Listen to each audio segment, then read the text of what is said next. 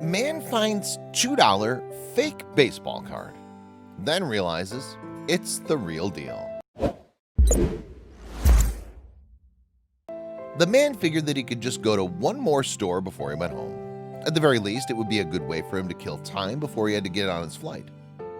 At the time, he had no clue that his spontaneous decision would end up making all of his dreams come true. From the corner of his eye, he noticed a card that shouldn't have seemed different from any other, but it would end up changing his life. There are people out there who enjoy collecting things, and a lot of the time there's no limit to what people will collect. Personally, my favorite is collecting books, but collecting stamps, coins, and baseball cards have been popular since the 1840s. Collecting things seems to come pretty naturally to some people, and it's an undeniable fact that collecting certain things can become extremely expensive. There are certain things that are required to get the most money for your collectibles. The first thing to remember is that the item must be pretty rare, because the more uncommon an item is, the more money that it's worth. Also, the item has to be in perfect or near perfect condition. The age of the item is also pretty important as well. It's also the most exciting aspect of collecting things to many people. When the man found an old card in the shop, he could barely keep his composure. Throughout the years, the man had seen plenty of baseball cards, and he developed a good sense of picking out originals. He was educated about his favorite hobby, and when he noticed something that everyone would think was fake, the man knew better. Dale Ball from Visalia, California, had started collecting baseball cards when he was a small child. He was interested in everything about baseball, but his absolute favorite part was collecting every and any card he could find. Over time, he ended up collecting an incredible number of them. He also believed that he could spot a fake anywhere, but his careful eye would give him a run for his money when he visited a store in Sparks, Nevada. While he was looking through the card collection at the store, he noticed a card of the most famous baseball player there ever was, none other than the great Babe Ruth. The Shotwell Company made the card in 1921, but the card was so interesting because of how rare it was. In fact, the owner of the card didn't even think it was real. And this is why. I can't find it anywhere on the internet. I think it's fake. The store owner explained this to Dale. And that's when Dale knew he had to immediately buy the card. And you won't believe how much he paid for it. Dale paid a whopping $2 for the card that could ultimately change lives. And this was all because the card was assumed to be a fake, and no one thought anything more about it. Dale took the card home and immediately started the process of getting authenticated. Oh my gosh, it would be an amazing card.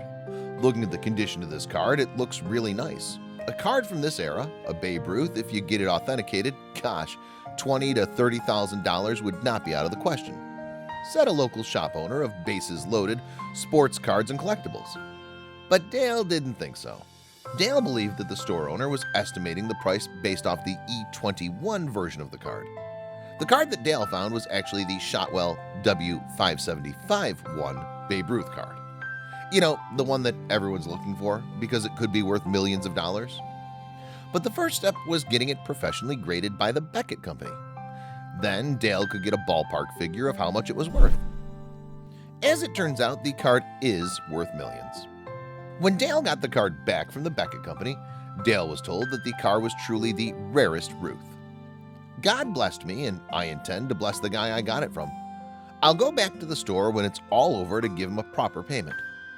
Dale adds that if that's the case, I told him my family's welfare depends on it. Bidding starts at $2 million. But now Dale is more than happy to keep holding on to the rare card. Maybe he's planning on keeping it for his son's expanding baseball card collection. After all, it would be quite the collection, especially since Dale had started collecting when he was a child. It has to be a bit difficult to sell something that you've been collecting for your entire life, especially for a little bit of money. But Dale was looking at a lot of money. Dale's already turned down 3 different multi-million-dollar offers for the card, but he's refused to sell it or even give an idea of what he'll be doing with the card in the future. And that's honestly something that surprises a lot of us. You know that if you were given that card, you'd sell it in a heartbeat. There has to be something else going on with Dale. The first thing we need to think about is what causes people to start collecting things in the first place, and what actually defines a collection. A person who truly collects things will have an emotional connection that makes money and time worthless compared to the joy that comes with each object. And what's better than owning things that make you happy? The thrill of chasing something that you desire is the biggest motivation for collectors. It may start out as a small interest or hobby, but when you add the thrill of the chase to it, the collection and the excitement tend to grow rapidly. This is what causes collectors to search for rare pieces, just like the Babe Ruth card that Dale found. It might not make any sense to us to have more than one of the same card, but for the collector, they want to acquire all the colors of each card, the record or the plate or stamp. To collectors, they're not wasting money buying the same thing more than once.